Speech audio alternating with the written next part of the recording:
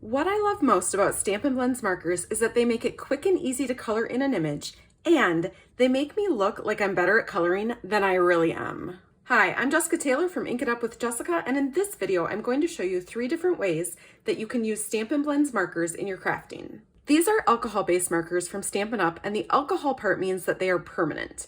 They have 2 different tips, a brush tip and a pointed tip. I prefer the brush tip and use it the most.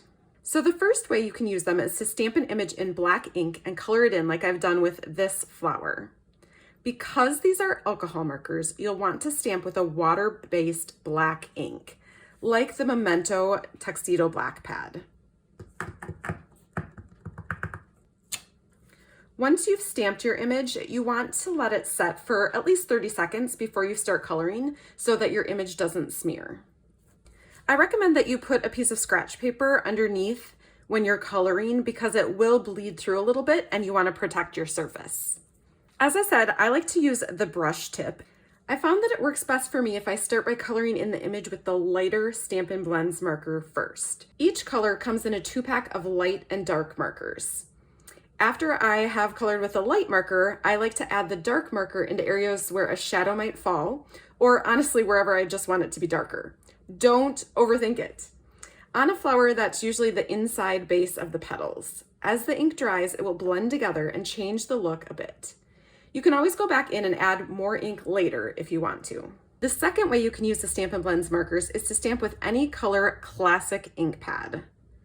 These are water-based, so they work well with alcohol markers. I've stamped these leaves with the Parakeet Party classic ink pad, and then I'm going to color them with the Parakeet Party Stampin' Blends markers.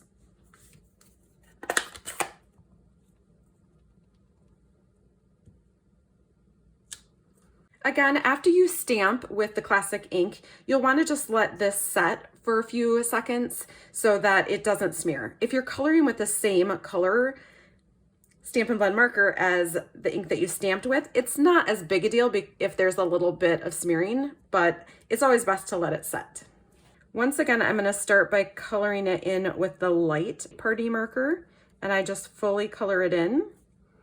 You can leave a tiny bit of white space if you want to.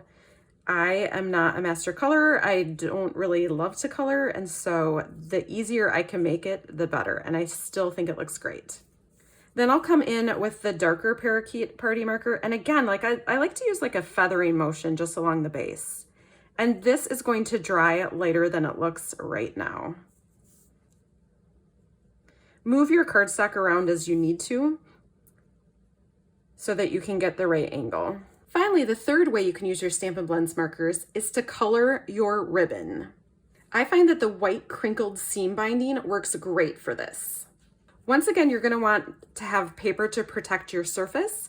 I like to use the brush tip, and I'm just going to run it along the ribbon to color it.